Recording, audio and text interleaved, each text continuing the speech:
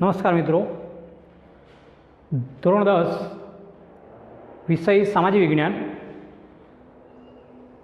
પાઠ 8 કુદરતી સંસાધનોમાં એમાં આજે આપણે જમીનના પ્રકારો ભણવાના છે। હાલમાં ભારતીય કૃષિ સંશોધન પરિષદ જમીનના 8 પ્રકારો પાડ્યા છે। એટલે આપણે ભારતીય જમીનને 8 ભાગમાં વહેંચવામાં આવેલી છે। એટલે 8 જે પ્રકારો છે એનો આપણે અભ્યાસ કરીશું। એટલે 8 પ્રકારોમાં કાપની જમીન, લાલ અથવા રાતી જમીન, કાળી જમીન, લેટેરાઇટ અથવા તો પડખાઉ જમીન, રણ પ્રકારની જમીન, જંગલ પ્રકારની જમીન, દલદલીય એટલે કે પીટ પ્રકારની જમીન, આ પ્રમાણે જમીનના 8 પ્રકારો પાડવામાં આવેલા છે। એ મુજબ આપણે પ્રથમ પ્રકારને સમજીશું, કાપની જમીન। કાપની જમીન કોને કહેવામાં આવે છે, એ જમીન કેટલા વિસ્તારમાં ફેલાયેલી છે, એ જમીનમાં કેવા તત્વો રહેલા છે, એ જમીન કયા વિસ્તારોમાં આવેલી છે એનો આપણે અભ્યાસ કરીશું। તો કાપની જમીન એટલે આ પ્રકારની જમીન ભારતના કુલ જમીનના ક્ષેત્રફળના લગભગ 43% ક્ષેત્રફળમાં આ જમીન ફેલાયેલી છે। એટલે આપણા ભારતનો જે જમીન વિસ્તાર છે એ જમીન વિસ્તારના લગભગ 43% ભાગમાં આ કાપની જમીન પથરાયેલી છે અથવા તો ફેલાયેલી છે। આ જમીનો કયા વિસ્તારમાં જોવા મળે, તો પૂર્વમાં બ્રહ્મપુત્ર ખીણથી શરૂ કરીને પશ્ચિમમાં સતલુજ નદી સુધીનું ઉત્તર ભારતનું મેદાન, ત્યાં આગળ આ પ્રકારની જમીન જોવા મળે છે। એટલે પૂર્વ ભારતમાં જે બ્રહ્મપુત્ર નદીની શરૂ થયેલી છે એની ખીણથી શરૂ કરીને પશ્ચિમ ભારતની અંદર સતલુજ નદીના જે પ્રદેશ છે એના ઉત્તર ભારતનું આખો મેદાન વિસ્તાર, ત્યાર પછી દક્ષિણની અંદર કૃષ્ણા, કાવેરી, મહાનદી, ગોદાવરી આ નદીઓના મુક્ત ત્રિકોણ પ્રદેશમાં આ જમીન આવેલી છે। આ જમીન કાપના નિક્ષેપણથી તૈયાર થયેલી હોય છે। કે ચોમાસામાં જ્યારે વરસાદ આવે ત્યારે વરસાદથી જે નદીઓના ધસમસતા પ્રવાહની અંદર જે કાપ ઘસડાઈને આવે અને ત્યારબાદ એ કાપનું નિક્ષેપણ થાય, એમાંથી આ જમીનો તૈયાર થાય છે। એટલે મોટાભાગે આ કાપની જમીન એ નદીઓના મુક્ત ત્રિકોણ પ્રદેશમાં જોવા મળે છે। એમાં દક્ષિણ ભારતની જે આપણે વાત કરી, કૃષ્ણા, કાવેરી, ગોદાવરી, મહાનદી, આ નદીઓના મુક્ત ત્રિકોણ પ્રદેશની અંદર જોવા મળે છે। આ જમીન જે નદીના કિનારાના પ્રદેશોમાં કે જ્યાં કાપ પથરાયેલો હોય ત્યાં જમીન જોવા મળે છે।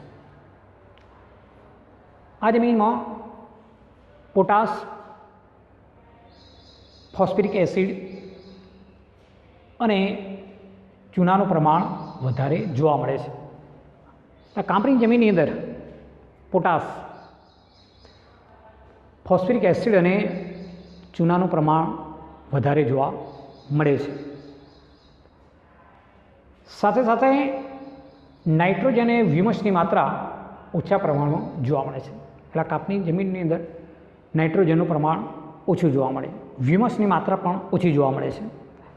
તો આ જમીનની અંદર કઠોળ વર્ગના જે પાક લેવામાં આવે અને કઠોળ, તો કઠોળ એ જમીનની અંદર નાઇટ્રોજનની માત્રા અને સ્થિરતા જાળવી શકે છે.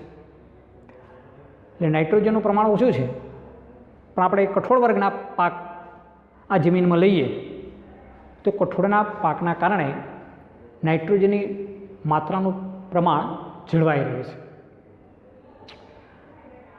આ જમીનમાં કેવા કેવા પાક લેવામાં આવે તો આ જમીનમાં ઘઉં, ચોખા, શેરડી, શણ, કપાસ, મકાઈ, તેલીબિયા વગેરે પાક લેવામાં આવે છે. કાંપની જમીનની અંદર ઘઉં, ચોખાને કે ડાંગર, શેરડી, શણ, કપાસ, મકાઈ, તેલીબિયા વગેરે પાકો લઈ શકાય છે.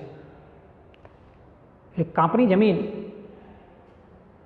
એ નદી કિનારાના મુક્તિકોણ પ્રદેશમાં વધારે પ્રમાણમાં જોવા મળે છે. અને આ કાંપની જમીનની ફળદ્રુપતાના આધારે સારા સારા પાક પણ લઈ શકાય છે. એટલે આપણા ભારતનો જે જમીન વિસ્તાર 43% ભાગની ક્ષેત્રફળની અંદર આ જમીન પથરાયેલી છે. એટલે આપણે ઉત્તરનો જે મેદાન પ્રદેશ કહીએ છીએ એ મેદાન પ્રદેશ આ કાંપની જમીનમાંથી પથરાયેલો છે. એમાં ખાસ કરીને આપણે વિવિધ પાકો લઈ શકીએ છીએ. ત્યાર પછી બીજો પ્રકાર છે રાતી અથવા લાલ જમીન. રાતી અથવા લાલ જમીન, આ જમીન ભારતના કુલ ક્ષેત્રફળના લગભગ 19% ક્ષેત્રફળમાં પથરાયેલી છે.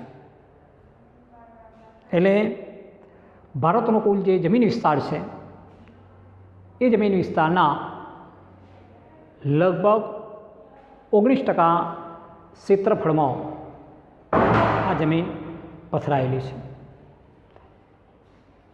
બીજું કે આ જમીનો કયા વિસ્તારમાં આવેલી છે તો દક્ષિણના જે દ્વીપકલ્પમાં તમિલનાડુથી માંડીને ઉત્તરમાં બુંદેલખંડ સુધી આ જમીન પથરાયેલી છે.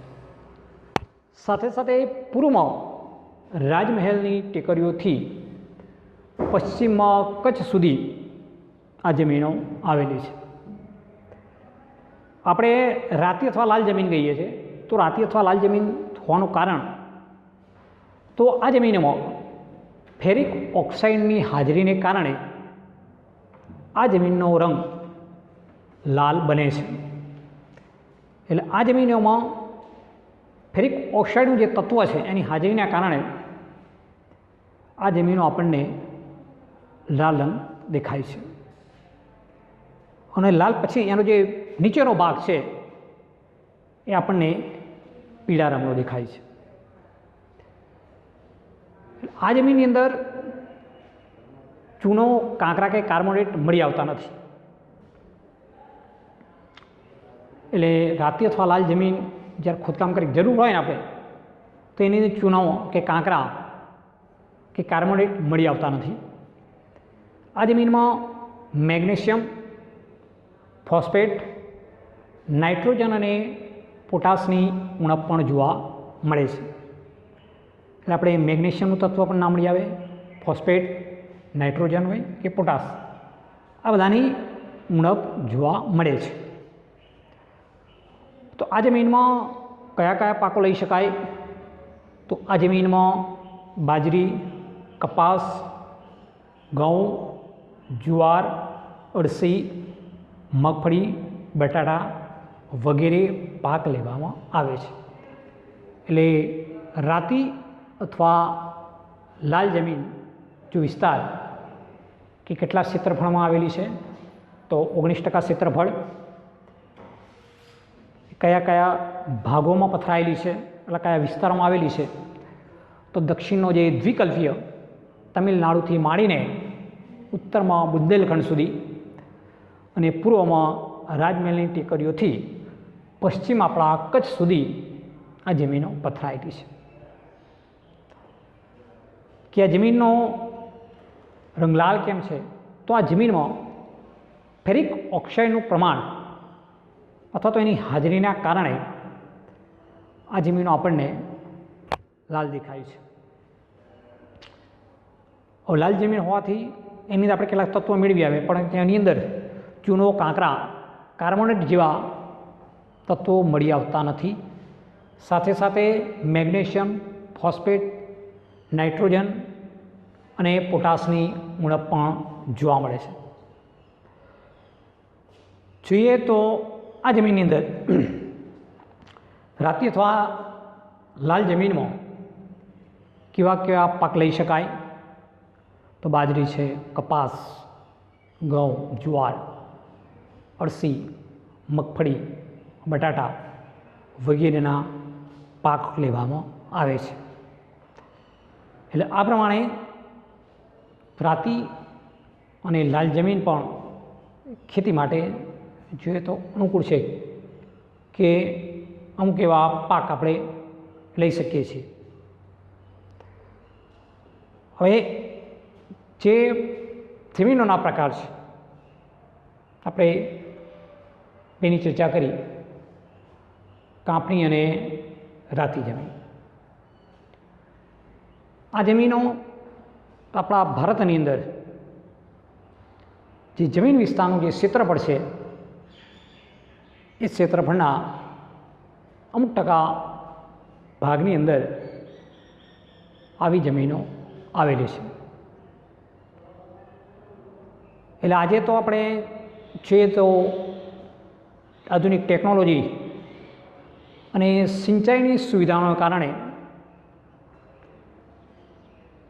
ઘણી બધી સગવડોના કારણે, આધુનિક પદ્ધતિઓના કારણે આ જમીનોમાંથી હાલમાં સારી એવી ઉપજ આપણે મેળવી શકીએ છીએ. એટલે નદી વિસ્તારની જમીન છે, આપણે કાંપની જમીનની વાત કરીએ તો નદીનો મુખ્ય પ્રદેશ હોય એટલે સ્વાભાવિક છે ત્યાં ઉપજ સારી મળે. પણ જે આપણે રાતી જમીનની વાત કરી તો એ દ્વિકલ્પીય વિસ્તાર અને સાથે સાથે આપણે પૂર્વમાં રાજમહેલની ટેકરીઓ અને કચ્છ સુધીનો જે વિસ્તાર છે એની અંદર આપણે સિંચાઈની સગવડો દ્વારા આ વિસ્તારની અંદર સારો એ પાક આપણે લઈ શકીએ છીએ અને મેળવી શકીએ છીએ. ત્યાર પછીનો જે ત્રીજો મુદ્દો છે, કાળી જમીન અથવા આપણે એને રેગુરની જમીન તરીકે ઓળખીએ છીએ. આ કાળી જમીન એ એના લાવાકીય પથરાવાથી અથવા લાવા પથરાવાથી આ જમીનમાં ફળદ્રુપતાનું પ્રમાણ વધારે જોવા મળે છે. એમાં ખાસ કરીને મહારાષ્ટ્ર, આંધ્રપ્રદેશ, મધ્યપ્રદેશનો કેટલોક વિસ્તાર અને કર્ણાટકમાં આ કાળી જમીન જોવા મળે છે. એટલે લાવાકીય ખડકો અને આબોહવા એની મહત્ત્વની ભૂમિકા છે. અને આપણા ભારતના જમીન ક્ષેત્રના લગભગ 15% ભાગની અંદર આ કાળી જમીન પથરાયેલી છે. એટલે લાવાકીય પથરાવાથી અથવા લાવાના પથરાવાથી આ જમીન વધારે ફળદ્રુપતા જોવા મળે છે. એટલે આ જમીનની અંદર જે લાવાના ખડકો આબોહવા તે જમીન તૈયાર કરવામાં મહત્ત્વની ભૂમિકા ભજવે છે. આ કાળી જમીને કપાસની કાળી જમીન તરીકે પણ ઓળખવામાં આવે છે। એટલે આ જમીનની અંદર કપાસ, ડાંગર, ઘઉં,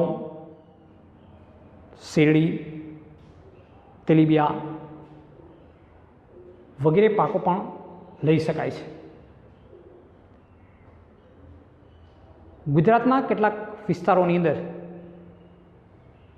પણ આ જમીન જોવા મળે છે, કાળી જમીન, કે એની અંદર પણ આપણે કપાસનું વાવેતર કરી છે। એમાં જેમ કે સૌરાષ્ટ્રનો વિસ્તાર, કાનમ પ્રદેશનો વિસ્તાર, એની અંદર આ કાળી જમીન આવેલી છે।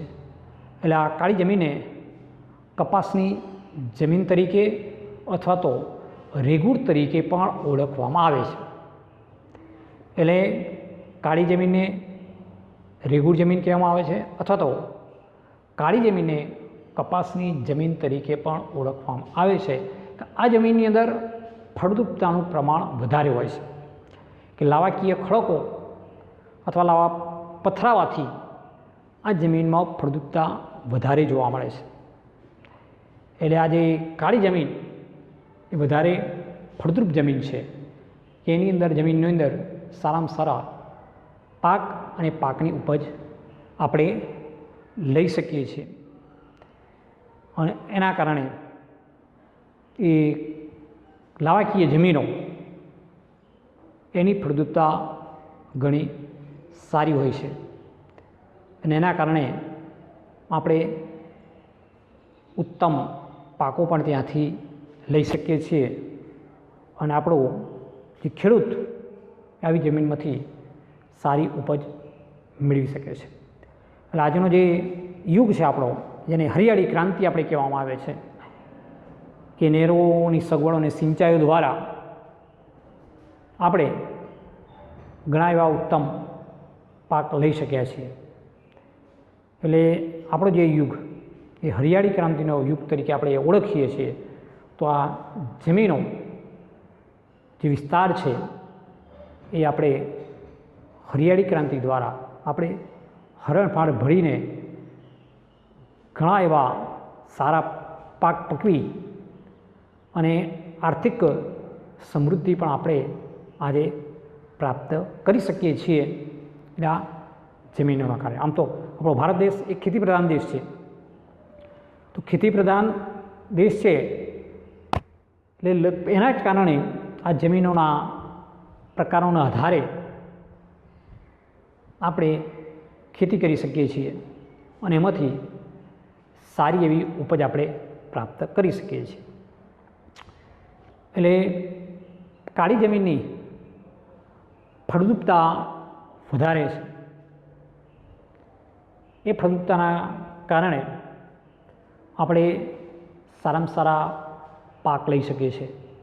એટલે મહારાષ્ટ્રમાં જોઈએ તો કપાસ અને શેરડીનું ઉત્પાદન જે વધારે પ્રમાણમાં થતું જોવા મળે છે, તો એની ફળદ્રુપતાના કારણે।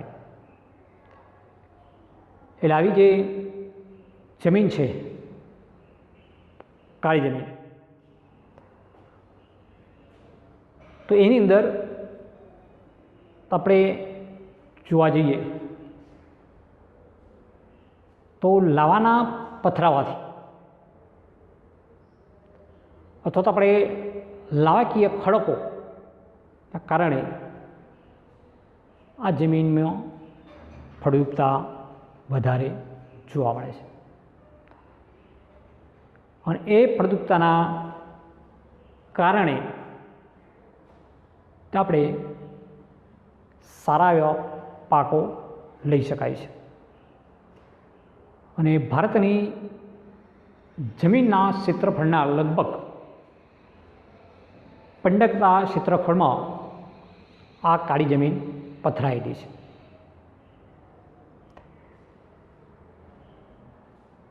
એટલે આ પ્રમાણે આપણે 3 મુદ્દાની ચર્ચા કરી છે। એમાં પરીક્ષાની અંદર એવો પ્રશ્ન આવી શકે કે જમીનના પ્રકારો જણાવી કોઈ પણ એક પ્રકાર વિશે આપણે સમજાવવાનું હશે, એમાં નકશાની અંદર પણ આવી જાય છે કે જમીન બતાવો, કાળી જમીન ક્યાં આવેલી છે, અથવા રાતી જમીન ક્યાં આવેલી છે, કાંપની જમીન ક્યાં આવેલી છે, તો એનો વિસ્તાર આપણે નકશાની અંદર બતાવવો પડતો હોય છે.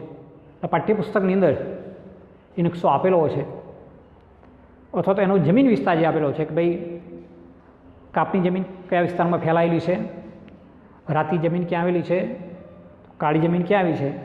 તો કોઈ પણ એક પ્રદેશ જ્યારે બતાવવાનો હોય તો આપણે જે પણ એ મુજબ એનો વિસ્તાર એ મહત્ત્વનો છે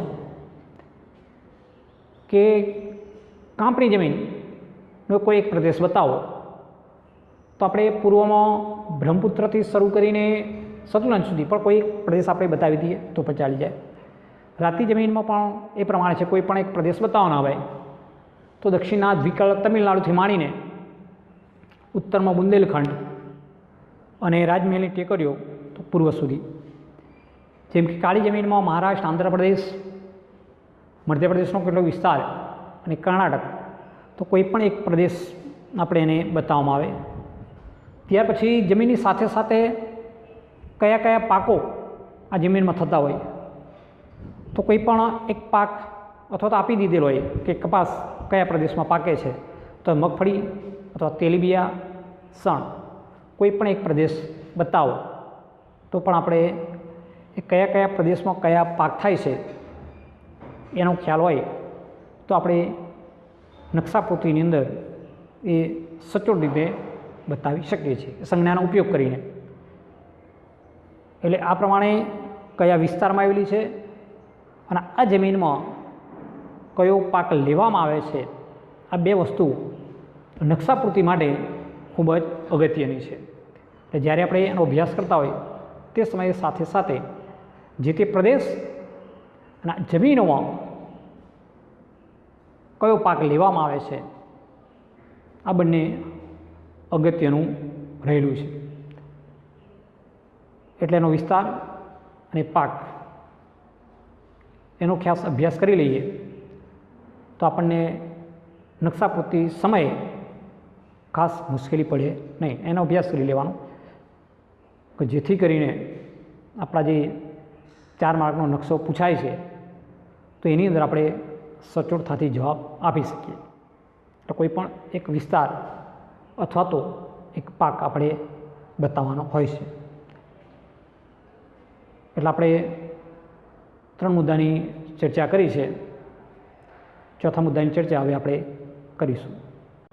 હવે આપણે ચોથા મુદ્દાની ચર્ચા કરીએ કે જમીનના પ્રકારની અંદર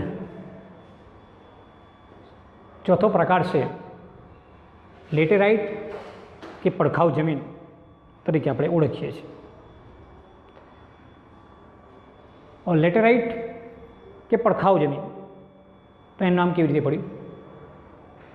તો આ જમીનનું નામ લેટિન ભાષાના શબ્દ લેટર પડતે એટલે કે ઈંટ પરથી પડ્યું છે.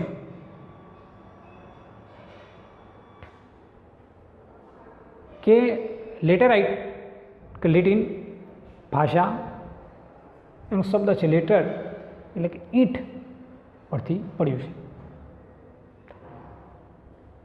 આ જમીનનો જે લાલ રંગ છે એ લો ઓક્સાઇડના કારણે હોય છે. કે લેટેરાઇટ જમીનનો રંગ કેવો દેખાય છે? આપણને લાલ કલર દેખાય છે. તો લાલ કલર શા માટે? તો એની અંદર લો ઓક્સાઇડનું તત્વ રહેલું છે, એના કારણે એ જ જમીનનો રંગ લાલ દેખાય છે. બીજી આ જમીનનું જે વિશેષ લક્ષણ કહીએ તો આ જમીન જ્યારે ભીની થાય ત્યારે માખણ જેવી મુલાયમ અને સુકાય ત્યારે સખત બની જાય છે. એટલે ચોમાસાના વરસાદ દરમિયાન અથવા તો જ્યારે આપણે સિંચાઈની સગવડ દ્વારા પાણી મૂકવામાં આવે ત્યારે ભીની થાય એકદમ માખણ જેવી બની જાય, મુલાયમ બની જાય. અને ઉનાળા સિવાય કે જ્યારે તાપ પડે ત્યારે સુકાય ત્યારે એ સખત બની જાય છે. આ જમીન કેવી રીતે તૈયાર થઈ છે? તો સૂકી ભેજવાળી આબોહવાના પરિવર્તનથી સિલિકામય પદાર્થોના નિર્માણથી આ જમીનો તૈયાર થઈ ગઈ છે. આ જમીન કયા વિસ્તારમાં? તો ભારતીય દ્વિકલ્પના ઉચ્ચ પ્રદેશોવાળા ભાગોમાં વિકસિત થયેલી જોવા મળે છે. કે આપણા ભારતમાં જે દ્વિકલ્પીય ઉચ્ચ પ્રદેશો આવેલા છે એ ઉચ્ચ પ્રદેશોના વિસ્તારોની અંદર આ જમીનોનો વિકાસ થયેલો જોવા મળે છે. કે આ જમીનોમાં લોહ તત્વ, પોટાશ અને એલ્યુમિનિયમનું પ્રમાણ વધારે જોવા મળે છે. તો લેટેરાઇટ કે પડખાઉ જમીનની અંદર તો આ જમીનમાં લોહ તત્વ, પોટાશ અને એલ્યુમિનિયમનું પ્રમાણ વધારે જોવા મળે છે. બીજું કે આ લેટેરાઇટ જમીન ઓછી ફળદ્રુપ હોય છે, એટલે એમાં ખાતર નાખીને કપાસ, ડાંગર, રાગી, શેરડી, ચા, કોફી, કાજુ વગેરે પાક લેવામાં આવે છે. લેટેરાઇટ જમીનની ફળદ્રુપતા બહુ ઓછી છે. જે જમીન ફળદ્રુપતા ઓછી હોય તો એની અંદર રાસાયણિક ખાતરો અથવા તો સેન્દ્રિય ખાતર ઉમેરીને એની અંદરથી પાક લેવામાં આવે છે. ઓછી જમીનો તેને ફળદ્રુપ બનાવવા માટે ખાતર નાખવામાં આવે છે. એમાં આપણે રાસાયણિક ખાતરનો પણ ઉપયોગ કરી શકીએ અને સેન્દ્રિય ખાતરનો ઉપયોગ કરી અને જમીનને ફળદ્રુપ બનાવવાના પ્રયત્નો કરવામાં આવે છે. અને ત્યાર પછી આ જમીનની અંદર કપાસ હોય કે ડાંગર હોય, શેરડી, રાગી, ચા, કોફી અને કાજુ જેવા પાકો લેવામાં આવે છે. એટલે આ લેટેરાઇટ જમીનને પડખાઉ જમીન તરીકે પણ ઓળખવામાં આવે છે. એટલે પરીક્ષામાં લેટેરાઇટ જમીન આવી હોય ને કદાચ પડખાઉ જમીન પણ આવેલું હોય. એટલે આ જમીનનો જે વિસ્તાર છે એ ઉચ્ચ પ્રદેશોના ઢોળાવાળા વિસ્તારોમાં આવેલો છે.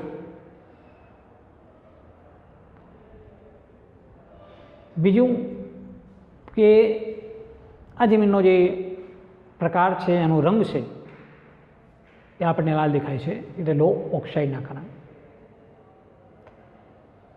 બીજી એની વિશેષતા એ કહી શકાય કે ભીની થાય ત્યારે મુલાયમ બની જાય અને સુકાય ત્યારે સખત બની જાય. ફળદ્રુપતા ઓછી છે તો એની અંદર રાસાયણિક સેન્દ્રિય ખાતર નાખીને જમીનની ફળદ્રુપતા વધારી કેટલાક એવા પાક આપણે લઈ શકીએ છીએ, જેમ કે કપાસ છે, ડાંગર છે, શેરડી છે, ચા, કોફી. ચા, કોફી એટલા માટે કે ઉચ્ચ પ્રદેશોના ઊંચાણવાળા ભાગોમાં આવેલી છે. એટલે ચા, કોફીનું જે ઉત્પાદન કરવામાં આવે તો એના માટે આપણે ભણ્યા છીએ આગલા અભ્યાસક્રમોમાં કે ઢોળાવવાળી જમીન હોવી જોઈએ. તો આ જે ઉચ્ચ પ્રદેશોના જે ભાગ છે એ ઊંચા ભાગ છે, એટલે ત્યાં આગળ ચા અને કોફી જેવા પાક આપણે લઈ શકીએ છીએ. કે માટે કે ઢોળાવ પર આવેલી જમીન છે એટલા માટે. ત્યાર પછીનો પ્રકાર છે રણ પ્રકારની જમીન. તો આ પ્રકારની જમીન સૂકી અને અર્ધ સૂકી આબોહવાવાળી પરિસ્થિતિમાં જોવા મળે છે. સૂકી અને અર્ધસૂકી આબોહવા જે પરિસ્થિતિ છે એવી જગ્યાએ આ રણ પ્રકારની જમીનો જોવા મળે છે. આ જમીનો રેતાળ અને ઓછી ફળદ્રુપ હોય છે. આ જમીનમાં દ્રાવ્ય ક્ષારોનું પ્રમાણ વધારે છે. એટલે રણ પ્રકાર કહીએ એટલે આપણે રેતાળ અને ઓછી ફળદ્રુપ જમીનો હોય.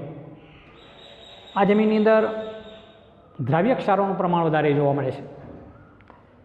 આ જમીનો કયા વિસ્તારમાં આવેલી છે? રાજસ્થાન, હરિયાણા અને દક્ષિણ પંજાબના કેટલાક વિસ્તારોમાં આ જમીન આવેલી જોવા મળે છે.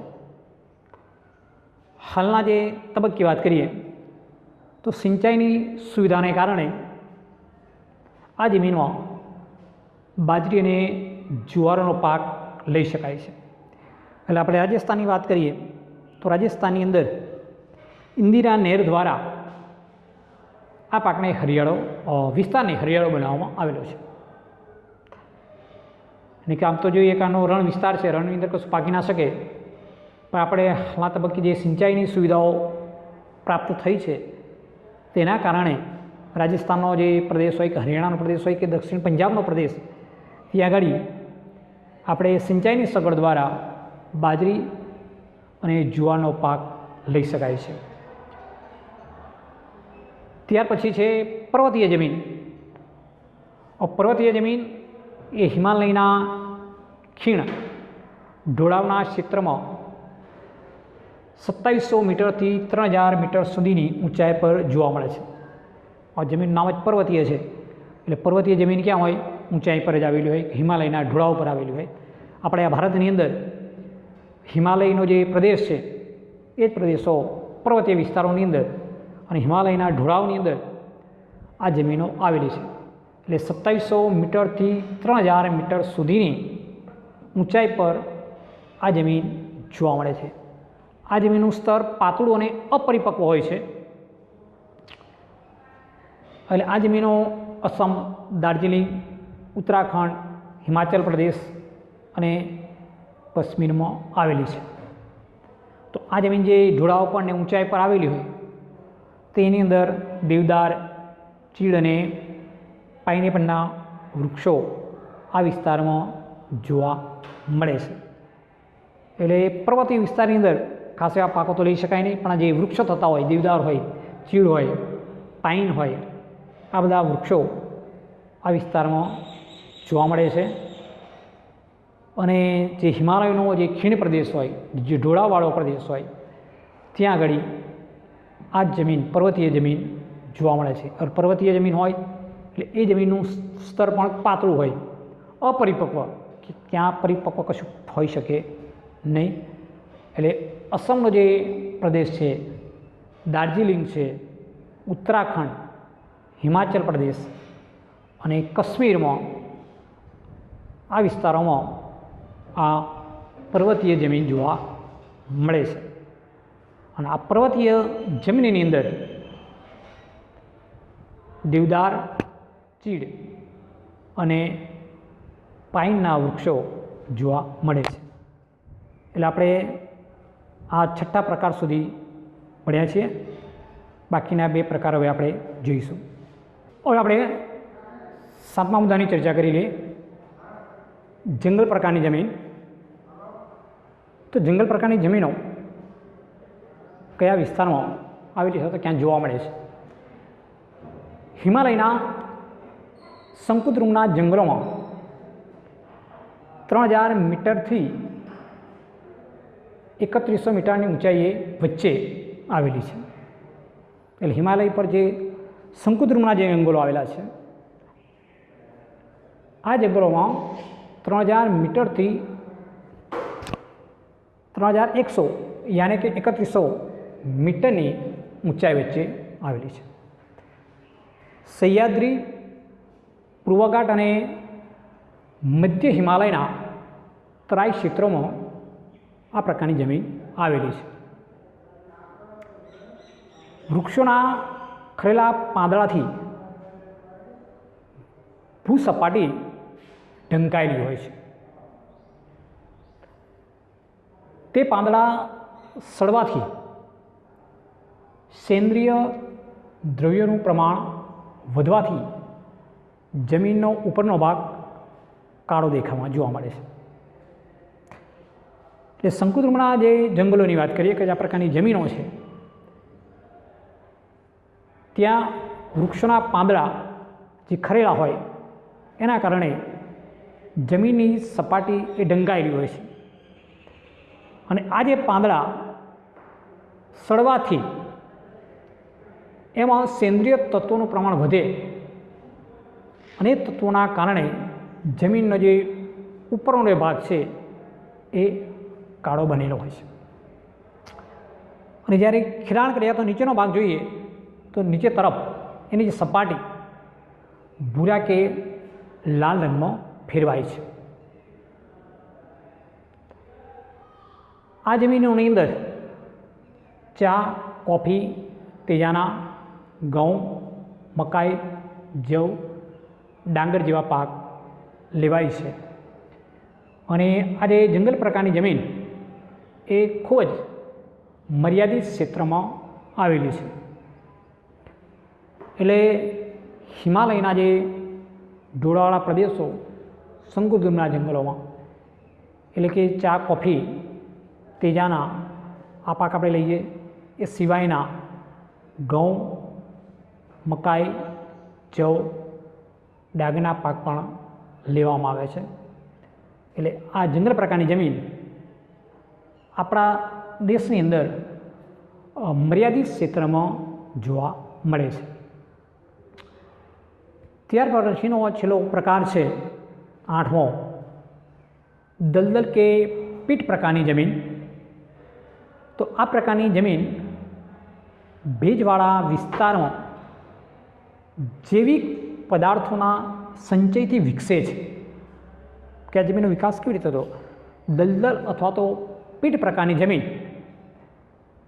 તો જે જમીન, આ પ્રકારની જમીનો જ્યાં ભેજનું પ્રમાણ હોય કે ભેજવાળા વિસ્તારોની અંદર જૈવિક જે પદાર્થો છે એનો સંચય એટલે એકત્રિત થાય અને એમાંથી આ જમીનનો વિકાસ થાય છે. આજે દલદલ કે પીટ પ્રકારની જમીન વર્ષા ઋતુ દરમિયાન, એટલે કે ચોમાસાની ઋતુ દરમિયાન પાણીમાં ડૂબેલી હોય છે. અને પાણી ઓસરતા આ જમીનમાં ડાંગરનો પાક લેવામાં આવે છે. આ જમીનમાં જૈવિક પદાર્થો, ક્ષારોની બહુલતા તથા ફોસ્ફેટ અને પોટાશની અલ્પતા જોવા મળે છે. કે આ જે જમીન છે, આ જમીનમાં જે જૈવિક પદાર્થો, ક્ષારતાની બહુલતા તથા ફોસ્ફેટ અને પોટાશની અલ્પતા એટલે ઓછી જોવા મળે છે. આ જમીનો કયા વિસ્તારમાં આવેલી છે? તો ઓડિશા, પશ્ચિમ બંગાળ, તમિલનાડુના કિનારા ભાગોમાં, ઉત્તર બિહાર, મધ્ય ભાગમાં ઉત્તરાખંડના અલ્મોડા જિલ્લામાં જોવા મળે છે. એટલે આ વિસ્તારોમાં આ દલદલ કે પીટ પ્રકારની જમીનો જોવા મળે છે. એમ ઓડિશા આવી જાય, પશ્ચિમ બંગાળ, તમિલનાડુ કિનારો પ્રદેશ, ઉત્તર બિહારનો મધ્ય ભાગ, ઉત્તરાખંડના અલ્મોડા જિલ્લામાં આ જમીન જોવા મળે છે. એટલે આ જે જમીનનું ક્ષેત્ર અત્યંત મર્યાદિત વ્યાપ્ત ધરાવે છે. બહુ મર્યાદિત ક્ષેત્રમાં આ દલદલ કે પીટ પ્રકારની જમીન આવેલી છે. એટલે ચોમાસા દરમિયાન પાણીમાં ડૂબેલી હોય, ચોમાસું પૂરું થાય એટલે પછી એનું પાણી ઓસરી જાય, ત્યારબાદ આ જમીનમાં ડાંગરનો પાક લેવામાં આવે છે, તો ડાંગરની ખેતી કરવામાં આવે છે. એટલે આ જે ક્ષેત્ર દલદલ કે પીટ પ્રકારની જમીન અત્યંત મર્યાદિત વ્યાપ્ત ધરાવે છે. એટલે આ પ્રમાણે જમીન આપણે પ્રકારો 8 પ્રકારના ભણ્યા છીએ. એટલે 8 પ્રકાર જણાવી કોઈ પણ એ પ્રકારને આપણે સમજાવવામાં આવે છે. તો અહીંયા આપણે જંગલના પ્રકાર અને દલદલ કે પીટ પ્રકારની જમીન વિશે આપણે સમજ્યા. આની જે PDF મોકલવામાં આવે એ મુજબ એનો અભ્યાસ કરી અને ગૃહ કાર્યમાં જે કંઈ પ્રશ્નો આપવામાં આવે એ તમારે લખવાના છે. એટલે જમીનનો પ્રકારો જણાવી કોઈ પણ એક પ્રકાર સમજાવો એ પ્રમાણે ગૃહ કાર્ય અપાય એ પ્રમાણે તમારે સમજાવવાનું છે. એમાં ખાસ કરીને તમારે એક તો કાંપની જમીન, કાળી જમીન, લાલતવા રાતી અથવા લેટેરાઇટ કે પડખાઉ જમીન, આ 4 વધારે તૈયાર કરવાના છે. આના મુદ્દા થોડા વધારે છે. બાકીના જે મુદ્દા છે આપણે રણ પ્રકારની હોય, પર્વતીય હોય, જંગલ હોય અને દલદલ કે પીટ પ્રકારની જમીન, આ બહુ ટૂંકાણમાં આપેલું છે. એટલે પહેલાંમાં જે વિસ્તૃત, એટલે 4 મુદ્દા જે પહેલાં જે ભણ્યા એમાં તમારે વિસ્તૃત માહિતી લખવાની છે. કયા વિસ્તારમાં આવેલી છે, કયો પાક થાય છે, ખાસ મહત્ત્વની. પછીના જે આપણે રણ પ્રકાર હોય, પર્વતીય હોય, જંગલ હોય કે દલદલી જમીન, આ જમીનમાં માહિતી બહુ ઓછી છે.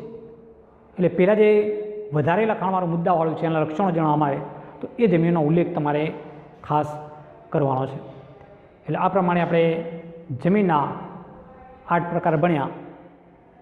એટલે PDF તમને મોકલવામાં આવે, એનો અભ્યાસ કરી અને જે પ્રશ્નો આપવામાં આવે એ તમારે લખવાના અને તૈયાર કરવાના છે. એટલે આજે આપણે આટલી સુધી રાખીશું. અસ્તુ.